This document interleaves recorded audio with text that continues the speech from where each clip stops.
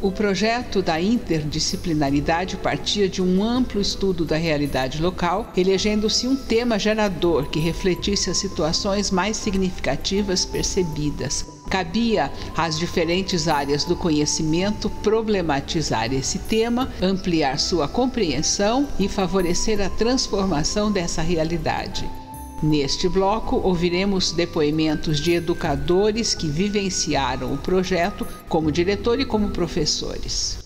Não resta dúvida nenhuma que a gestão, que a gente fala dobradinha Luiz e Paulo Freire, mas tem o Mário Sérgio Cortella, junto aí o Paulo Freire, né?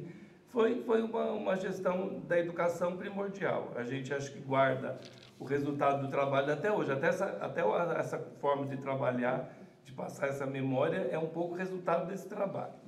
Eu vou falar assim do lugar do diretor de escola. Eu fui muito tempo professor, a minha vida inteira eu fui muito professor, mas eu estou falando enquanto diretor.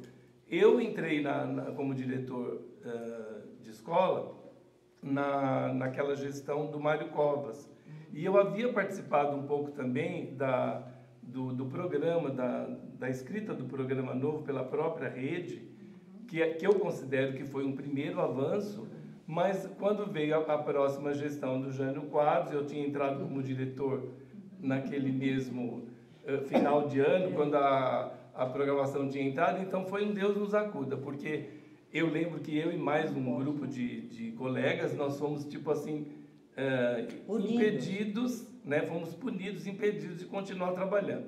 Então nós ficamos alguns anos meio que pipocando em alguns lugares, meio não fazendo nada, né?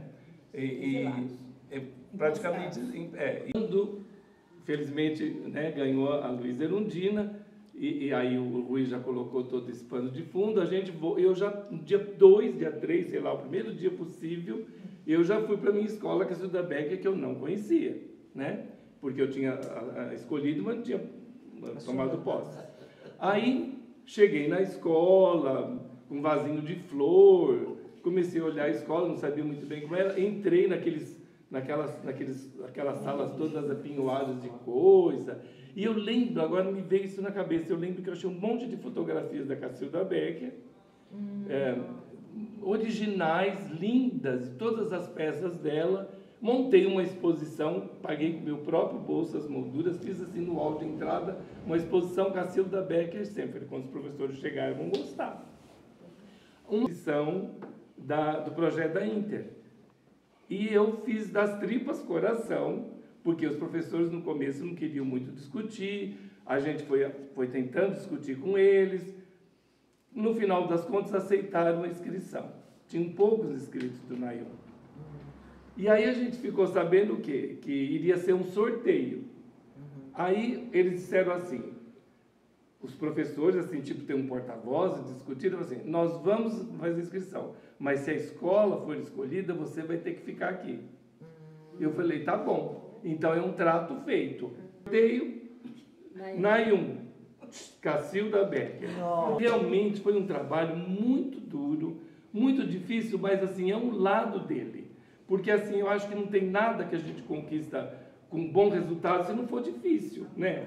Então foi um embate. O que aconteceu? Foi uma briga, aí as coisas começaram a ficar boas, assim, claro que boas assim, as pessoas começaram a perceber que era um trabalho de futuro, que era um trabalho de construção, que eles tinham identidade com ele, que essa história de estudar a realidade. Então, no começo ele demorou muito, né, para se chegar num projeto um pouco mais de qualidade. Certinha. O que era uma escola certinha? Era uma escola bem localizada no bairro, atendendo comunidades.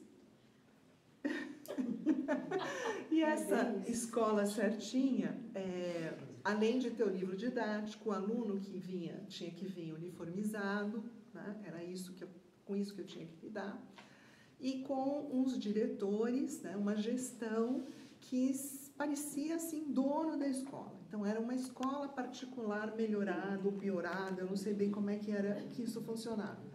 E eu me lembro de duas coisas que me incomodavam muito naquele momento. Primeiro, essa recolhida das falas dos educandos, dos professores que foi feita. Então, todo mundo foi ouvido, os pais, os alunos, os professores, a gente pôde enxergar a escola que a gente estava, e nesse momento eu que enxerguei o que era a escola certinha. Era uma escola que estava vivendo um processo de redemocratização. Jânio Quadros estava acabando de sair da gestão, né? E o que os professores tinham em mãos eram os livros didáticos e um caderninho de uma tal pedagogia crítico-social dos conteúdos, que tinha sobrado de uma gestão anterior que se propunha a redemocratizar e se propunha a discutir uma realidade. Só que, assim, essa pedagogia trazia uma leitura direta lá da realidade. Ela trazia um currículo já recortado para discutir com os alunos. Gostaria de começar falando do hoje. Olha que engraçado. E dizer que nós somos produtos da interdisciplinaridade, né? Eu entrei em 89 na rede, portanto, eu entrei exatamente quando houve toda essa discussão, e eu me lembro perfeitamente de que a diretora chegou com essa proposta, né, nível que ela foi. Então, ela chegou de uma reunião dizendo, nem era uma diretora tão democrática assim, aliás, era bastante problemática a relação com ela, e ela chegou dizendo que tinha essa proposta de sermos uma das 10 escolas da rede, e imediatamente, né, começamos a fazer a discussão e tudo mais, e democraticamente mesmo nós aceitamos fazer essa entrada do projeto piloto, né, de sermos uma escola piloto dentro do projeto da interdisciplinaridade.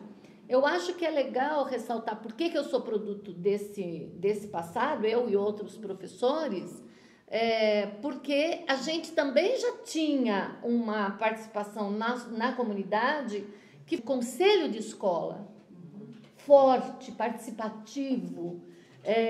Então, isso eu acho que fez muita diferença, né? Tema gerador. Porque a partir desse tema gerador que nós faríamos essa relação de todas as disciplinas escolares, rompendo com essa fragmentação. As situações significativas. Isso, a situação, então, rompia um pouco com essa fragmentação. Um pouco não, eu penso que rompia com essa fragmentação curricular, a ideia um pouco era essa. E eu me lembro muito perfeitamente da equipe Inter dentro da escola, nós éramos bastante parceiros, né? A gente conversava muito, brigava também, né? Fazia todo esse movimento. A equipe multi do NAI, ela tinha este papel de assessoria pedagógica. Nós rompemos com aquela tradição de que... Memórias que eu tenho, inclusive físicas, né? Porque eu realmente guardei muito, sou um produto de fato desse processo todo, que foi uma construção. Trabalhar com tema gerador, eu acho que para mim foi um aprendizado, porque realmente conheci que comunidade é essa, embora moradora do bairro, a gente não conhece o bairro, então as crianças traziam para a gente, os pais, foi um crescimento isso. Eu acho que além, pela primeira vez eu pude ver a educação na horizontalidade, não na verticalidade. Ela amplia, ela ampliava o horizonte não só de uma categoria, no caso da formação continuada para o professor, mas da comunidade, dos estudantes. Era difícil, não estou dizendo que é fácil, nada é fácil quando você vai trabalhar, porém existia essa coisa do dialógico, do democrático, de ouvir, da escuta, e depois trazer de volta. Não adianta você ter muitos dados se você não reverte depois disso de novo para a comunidade. Não adianta fazer avaliações que fiquem no papel. E esse constante processo, de verdade, a gente se sentia participante. E o pai, quando ia para o conselho, se sentia parte também, não apenas um figurante. E eu acho que foi, de fato, um crescimento para a comunidade. E aí o privilégio, eu acho que aí eu tenho um privilégio, foi de morar num bairro onde a gente também tinha uma escola fora da escola. A gente tinha lá uns militantes operários, que eram os queixadas. Nós somos um pouco também produtos dessa militância social e política. A educação, então, ela faz o quê? Ela abarcou tudo isso no território, ela ampliou. E eu vejo, hoje em dia, olhando para o território de Perus, eu vejo como isso deu frutos, frutos maravilhosos. A gente tem alunos que eram nossos, que são militantes e trabalham a favor da transformação da sociedade. Vamos lendo, né, voltando ao capítulo 3, né, do Pedagogia do Oprimido, eu fui me lembrando desses momentos, né, e entendendo por que ele dizia que era uma ação, uma reflexão que culminava com o trabalho do professor na sala de aula, o fundamental.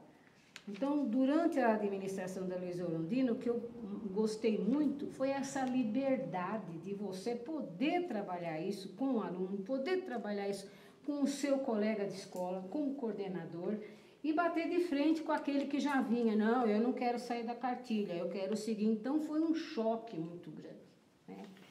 E uma coisa que depois a gente refletiu muito em cima disso, né, foi entender exatamente isso. Que programa que eu vou construir? O que eu pretendo com o aluno ao final? Quando que ele está realmente alfabetizado? Quando que ele pode estar continuando?